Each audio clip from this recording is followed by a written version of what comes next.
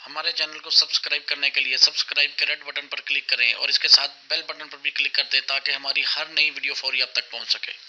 रहमतुल्लाहि व बरकातहू। व्यूवर्स, हकीम मोहम्मद इमरान कम्बो आपकी खिदमत में हाजिर है।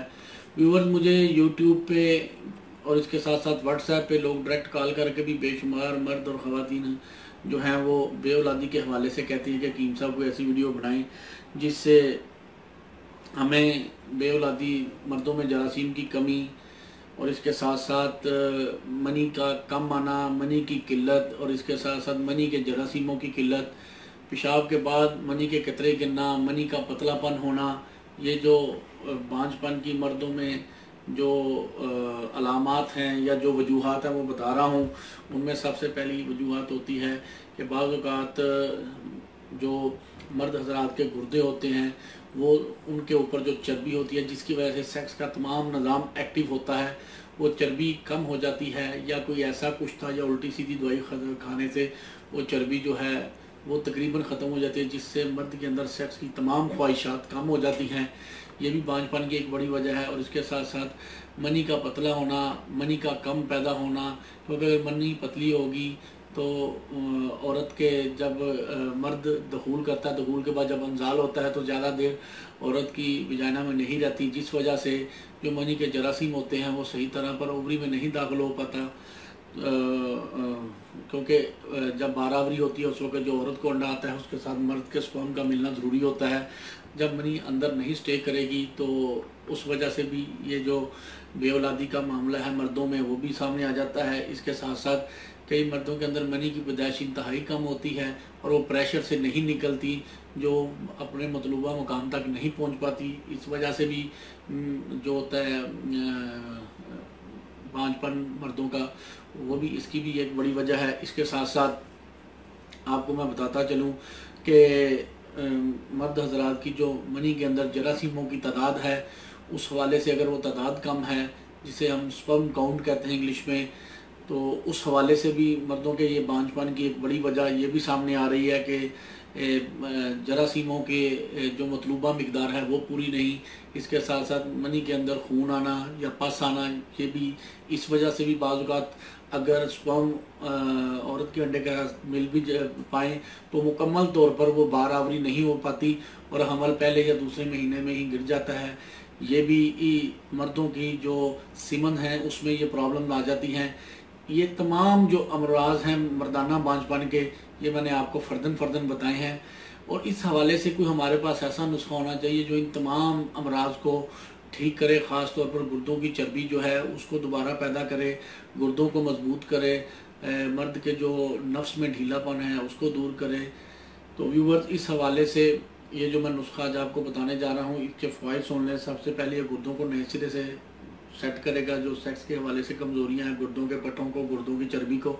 और उसके साथ साथ ये जो नुस्खा है ये मनी की पैदाइश में बेइंतहा इजाफा करेगा। शुगर वालों को कोई नुकसान नहीं, ब्लड प्रेशर वालों को कोई नुकसान नहीं। मनी की जब पैदाइश में इजाफा होगा ज़ाहिर बात है उसी के साथ साथ मनी के जरासीमों की तादाद में भी इजाफा होगा और मनी एक प्रेशर से सही तरीके से निकलेगी ताकि बारावरी के लिए सही मतलूबा मुकाम तक आसानी से पहुँच सके।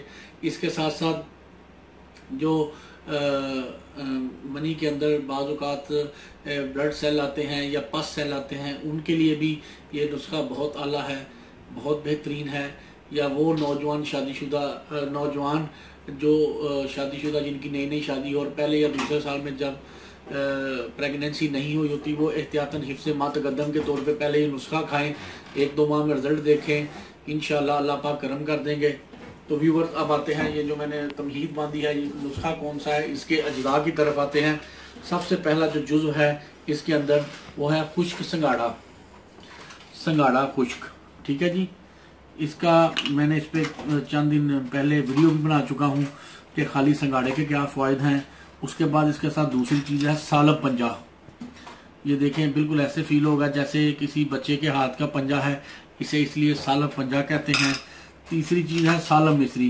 व्यूवर, ये देखें जैसे मैंने साफ़ सुथरी चीज़ें ला के रखी हुई हैं, इसी तरह आपने भी साफ़ सुथरी और अच्छी चीज़ें लेनी है। चाहे पंसारी को 10, 20, 30 रुपये आप ज़्यादा दे दें, ये सालम मिस्री, ये देखें कैसे साफ सुथरी है।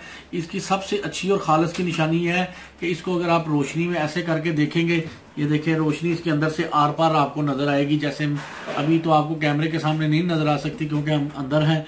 तो ये जो है, एक मिनट रुको, तो ये सालम मिस्री का आपको मैं बता रहा था कि सालम मिस्री आपने ये देखें बिल्कुल इसी तरह की साफ सुथरी और बड़ी बड़ी लेनी है। उसके बाद चौथी चीज़ है मूसली सफ़ेद। ये मूसली सफ़ेद इंडियन के नाम से आपको पंसारी से मिलेगी। ये व्यूवर्स आपने इसी तरह की साफ सुथरी लेनी है और सबसे बड़ी इसको आपने तोड़ के देखना है जब भी लेना है।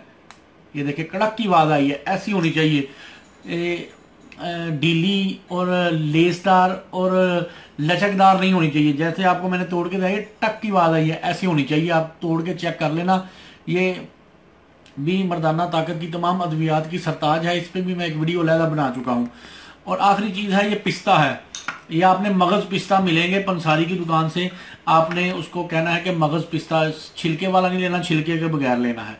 ये मैंने आपको पांचों चीज़ों का तारफ़ करा दिया। अब मैं इसकी कितनी मिकदार लेनी है उस हवाले से आता हूँ। कैमरा ऊपर ही रहने दें। अभी ये जो सालब पंजा है ये आपने लेना है 50 ग्राम, संगाड़ा खुश्क 50 ग्राम, ये सालम मिस्री 50 ग्राम, मूसली सफ़ेद इंडियन 50 ग्राम और पिस्ता ये भी आपने 50 ग्राम लेना है।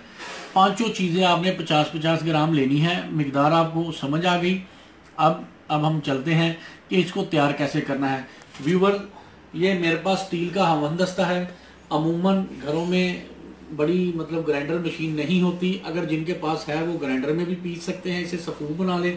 जिनके पास नहीं वो इस तरह का हमवंदस्ता स्टील का है, ये हमारे पास होता है। हमने अक्सर, अब मेरे से ना मरीज अब ये मंगवाने लगे हैं, मैं भिजवा भी देता हूँ। डाक खर्च पड़ता है तो पूरे पाकिस्तान में जहाँ कहेंगे मैं भिजवा दूंगा। ये पांचों चीज़ें 50-50 ग्राम लेके आप चाहे हमवंदस्ते में कूट लें, चाहे आप ग्राइंडर में पीस लें। पीसने के बाद इसका सफ़ूफ बन जाएगा, जिसे हम पाउडर कहते हैं या हिंदी में चूरन कहते हैं। ये बन जाएगा। ये आपने एयर टाइट जार में संभाल लेना है। संभालने के बाद आपने क्या करना है, रोज़ाना सुबह उठें, अल्लाह ताला को याद करें, नमाज पढ़ें। नमाज पढ़ने के बाद कुछ सैर वगैरह करें। सैर लाजमी करनी है। जो मर्दाना बांझपन के मरीज होते हैं उन्हें सैर लाजमी करनी चाहिए। सैर करने के बाद आपने क्या करना है कि एक चम्मच बड़ा खाने वाला, जिसे हम टेबल स्पून कहते हैं, 1.5 पाव दूध में आपने वो 1 चम्मच डालना है। दूध उबला हुआ, उबल के जो ठंडा हो गया हो वो लेना है, कच्चे दूध में नहीं डालना। एक दफ़ा जो दूध उबल के ठंडा हो गया हो वो उसमें आपने ये 1 चम्मच डाल के आपने चूल्हे पे रख देना है। हल्की आंच पे पकाना है। जब 1.5 पाव दूध का 1 पाव दूध रह जाए तो आपने इसको उतार के ठंडा कर लेना है। जो शुगर के मरीज हैं वो इसमें चीनी ना डालें। जो मतलब आम मरीज हैं जिन्हें शुगर का कोई मसला नहीं, वो चाहे चीनी डाल लें चाहे शहद मिला लें, ये उनकी मर्जी है जायके के तौर पे। अगर आप नहीं मिलाना चाहते तो ना मिलाएं, कोई इशू नहीं है। ये आपने चम्मच से खा लेना है। गाढ़ा हो गया होगा, खीर सी बन गई होगी, चम्मच से खा लें और उसके बाद घंटे 1.5 बाद आप अपना नाश्ता कर सकते हैं। और इसके साथ आपने क्या करना है, सारे दिन में आपने पानी ज़्यादा से ज़्यादा पीना है। और इसके साथ आपने वॉक डेली आधा से पौना घंटा करनी है, क्योंकि ये नुस्खा बहुत पावरफुल है, बहुत ताकतवर है। ये इतनी जल्दी हजम नहीं होता और ख़ास तौर पर संगाड़ा गैस भी पैदा करता है। तो इसलिए आपने सारे दिन में वॉक और वर्जिश लाजमी करनी है ताकि इस नुस्खे को डाइजेस्ट करके सही तौर पर इसका फ़ायदा ले सकें। और उसके साथ साथ आपने इसके साथ खट्टी तली चीज़ों का परहेज़ करना है, तेज़ मसालों का परहेज़ करना है। तो ये नुस्खा आपने 40 दिन यूज़ करना है। इसकी मुद्दत इस्तेमाल भी मैंने बता दी है, 40 दिन, सुबह निहार मुँह, ठीक है। और इसके साथ साथ आपने अगर शादीशुदा है तो 40 दिन हम बिस्तरी का बेहतर है परहेज कर लें। अगर ना कर सके तो लाजमी 20 दिन का परहेज करें, 20 दिन का वक्फा लाजमी दें। नुस्खा इस्तेमाल करने से पहले अपनी टेस्ट रिपोर्ट कराएं, नुस्खा इस्तेमाल करने के बाद कराएं। इंशाल्लाह आपको अल्लाह मेरे ने चाहा तो ज़मीन आसमान का फ़र्क मिलेगा। और इसके साथ साथ अगर आप दीगर कोई अद्वियात खा रहे हैं वो भी रोक दें, ठीक है, ताकि आप लोगों को पता चले कि अल्लाह ताला ने तिब के जो ये नुस्खे हैं, तिब की ये जड़ी बूटियाँ, इनमें क्या ताकतें, क्या फ़ायदे रखे हैं। तो व्यूवर्स, ये आपको मैंने जो नुस्खा बताया है ये नुस्खा इस वक्त पाकिस्तान में क्या दुनिया भर में मरीज़ों को बहुत इसकी सख्त ज़रूरत है। लोग लाखों करोड़ों रुपए इस मसले के लिए बर्बाद कर देते हैं। ये आप लोगों को चाहिए कि इस नुस्खे को ज़्यादा से ज़्यादा शेयर करें ताकि लोग इस नुस्खे से फ़ायदा उठा सकें और लोगों का भला हो सके। तो व्यूअर्स, अगर ये नुस्खा अच्छा लगा हो, पसंद आया हो, कमेंट्स में ज़रूर बताएं ताकि हम और इसमें कोई कमी कोताही रह गई हो वो भी बताएं ताकि हम आइंदा वीडियोज़ में इस पर बेहतरी से अमल कर सकें। तो व्यूअर्स, इस दुआ के साथ कि अल्लाह ताला आपको और आपके अहले खाना को हर किस्म की बीमारियों से महफूज रखे। आमीन। अस्सलाम वालेकुम व रहमतुल्लाह।